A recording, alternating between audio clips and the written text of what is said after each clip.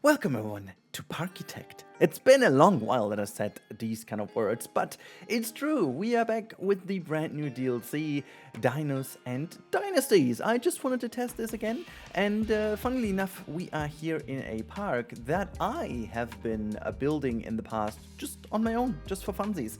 This has never been seen on the channel and will potentially never been seen again, because that's just like, you know, when I have time and I want to do something. I actually did play this on the multiplayer with my brother, so just, for fun. And I thought, why not give it a shot and do a bit of funsies today in wonderful Parkitect. I cannot wait to show you this. We are building a swing-in MINETRAIN coaster, one of the new additions to the DLC, with the DLC to the game. Also, it's super affordable if you guys have Parkitect and you want to have something new with a couple cool rides in and a couple of cool elements. We'll go for it. I think it's very affordable and a very great game still, even though I'm just playing that for funsies and not really with any intention. It is always very fun to play in this game, and I like the stylized kind of roller coaster tycoon reference style and all that kind of stuff that's been said about Parkitect anyways. Yeah, so we are building a swing-in MINETRAIN coaster. It's not gonna be the greatest of coasters ever. I'm not the bestest coaster builders out there. I've been, I'm okay with this coaster. I think it has a good flow. I think it would work for a swing-in MINETRAIN coaster, definitely. But other than that, it's, I'm also not too good with the coaster builder in Parkitect. There are a couple of things about it that you need to know, and I've tried to listen to Sylv and the others when they build. But, frankly, I just went for what I thought was going to be good. However, we are going to theme the whole thing with the new Dynasty kind of set. The new Dinos and kind of, Jurassic set is relatively loosely just with a couple of rocks and some nature and stuff like that, and the elements in there didn't really catch my attention too much for making a ride style, so I went for going for the Dynasties, and instead of going for well, would be maybe a bit closer to do this with the Greek architecture. I went for a bit of a Roman style here, but nothing too crazy. I just did a bit of building here and there, and again, I really felt how rusty I am in this game when it comes to building. Oh my god, like there have been so many situations where I'm like, oh wait, there was a trick how to achieve that, and I was like double checking on one of Sylv's old videos, and like, how the heck did he do that? And I was like, this way, and then 5 minutes later I forgot again. So this is just really always the case if you are playing a game with so much breaks and pauses in between. I kind of feel the same about City Skylines sometimes, so yeah, I don't know. It might be better to just get back into it at some point for a longer period of time, but I don't want to make any promises. I've got enough other projects running, but I thought let's just jump in for one episode in Parkitect just because I find it so fun. And honestly, it was super enjoyable playing it. It was definitely super enjoyable. Because, this game has this beauty of its simplicity. In Planet Coaster, obviously, or Planet Coaster 2, or also Planet Zoo, the endless possibilities, as much as I love them, they are they are also kind of a burden, because you do know that you can do all of these things, and so you will, at the end of the day, try to do all these things, and it's almost like you're never very happy with it, because there's always more that you could do. But in this game, there is like a natural limitation about what you can do, being at the grid, being at the pieces you have, being at the isometric graphics. I mean, you can achieve a normal 3D view in the game, but like all its charm and so on comes from playing this as the good old days. And so with that simplicity in mind, it just kind of makes it so much more enjoyable overall. I gonna say that this game, as like a casual game in between, really caught my attention again, and there is a reason for it being a game that I play on my own and where I don't want to create content for that much, which is a bit sad for some people who love this game. I do understand, but like, I'm not the best management player in this game, but I do like to play it on my own, just for me, myself, and just having that ability to achieve something in a relatively short amount of time, which, because when I play on my own and I don't create content, unfortunately it's not that many or that often anymore, simply because I need to use my time wisely. My English good today.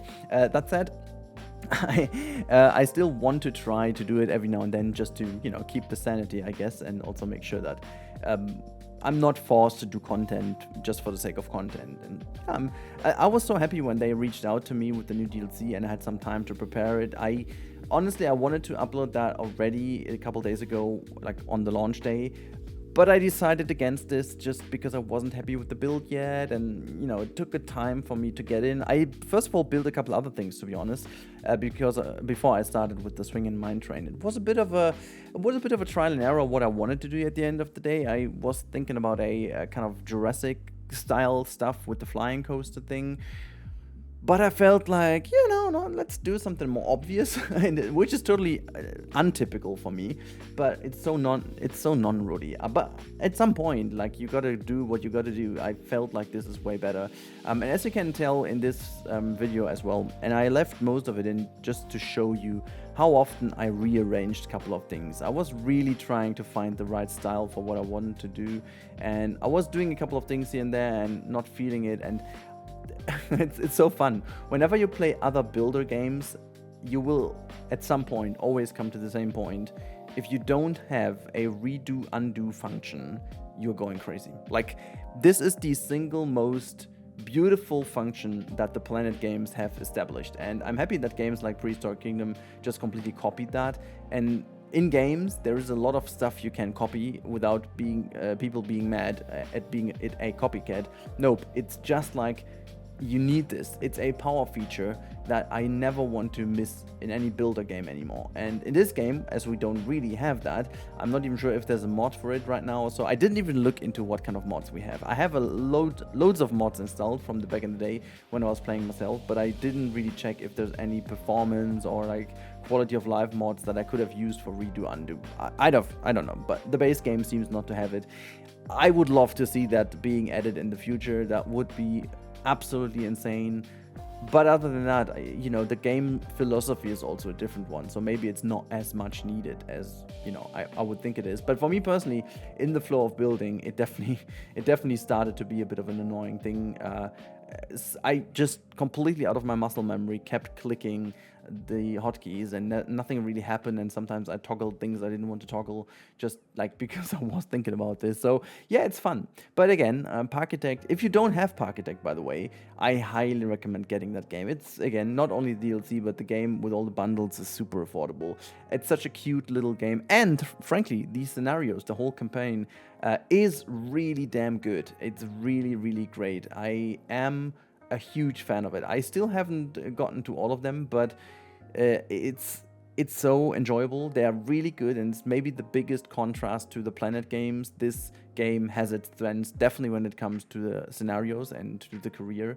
That definitely is the strong point of this game, with all the mechanics, with all the delivery management, and all the kind of fun challenges that are being you are going to be put through. And also because a lot of scenarios are built by creators like Sylph, for example, and they, being kids of this genre, know exactly what they're doing with it and what they can do with the scenario. So it is definitely a game worth getting if you don't have it, and play maybe in between, you know, when you're just feeling like a little bit empty with Planet Coaster or Planet Zoo and you need something in between that's a bit more, you know, approachable and quick and easy to access. That's a game. That's a game over here you can play without the need to dive too deep into it to achieve something that you're relatively happy with. Like, also this build over here, at the end of the day, it will have been 2 hours or so of work for this specific build. I've spent a lot more time, to be honest, preparing for the video, just getting back into the game. But that's my fault because I haven't played in such a long time.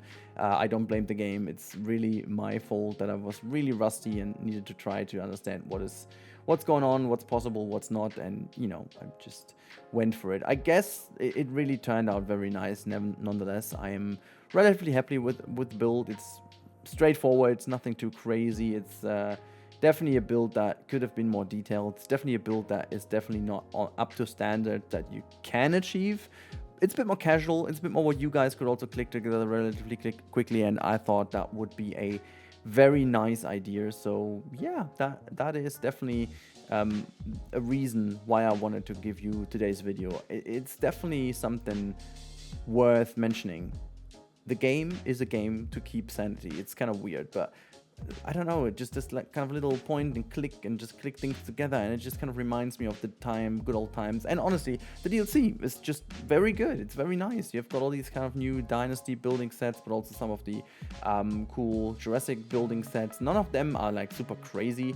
Also, it's not a ton of items. I think it's like about 100 items or so, but they're all very useful, very nice. And again, you have a lot of different options in this game, whether it's being the scaling for some options, for some pieces, or just the fact that you can play around with these things and literally recolor everything with the little brush over there. It's really, really damn nice, and there's a lot of fun in this game, a lot of nice little elements that this game really makes stand out in the genre as being a spiritual successor of the classic RCT 1 and 2 games, to be honest. So if you're still leaning towards that kind of style of games, this is the game to go for, rather than the 3D games that offer, of course, a lot more freedom, but then again, not as much as approachable, maybe. Anyways, I'm going over and over the same topic here, so I'm going to repeat myself a little. But yeah, you can see now, as I was finding my mojo again, it's all coming together now very quickly, as I figured what exactly I wanted to do, just kind of make this coaster go through this little Roman element over here. I finally figured out where to put the door, so it's finally visible. Occasionally, I was recoloring some objects I didn't want to, but that's just part of the thing, part of the game. But yeah, it's been a pleasure building this. I really hope you guys found this interesting for a little bit of a change. I'm very curious to hear if you guys play Parkitect, if you know the game. Maybe there's someone amongst you that has never heard of this game and now you are intrigued maybe. Let me know in the comments if you've never heard of Parkitect before. That would be a shame, but now you know. And for all the others, let me know if you've played the new DLC or if you're planning on getting it. I certainly am enjoying it quite a lot, so thanks again for reaching out to me, that they made it possible that I can play this a little bit in advance. And yeah, so here we are. I'll get you a bit of nice beauty shots now at the end of the build, so you can see how that turned out, fully looking. But I'm very happy with it. So hopefully you guys are too. Let me know in the comments down below, and I'll talk to you as always in the next one. Also, you may want to subscribe to the channel and just make sure that you are subscribed, because there are a couple of things on YouTube happening right now, which makes it weirder to see the views of people, which is I don't want to go into the details. Just let me know you're subscribed and you're all good, because then the algorithm knows you watched the stuff. Without that, you may not be even counted as a view in the meantime. If you've maybe noticed, your favorite creators, everyone has way lesser views across the board. It's a thing on YouTube, and it has to do with like being logged in or not and being subbed or not. So whatever.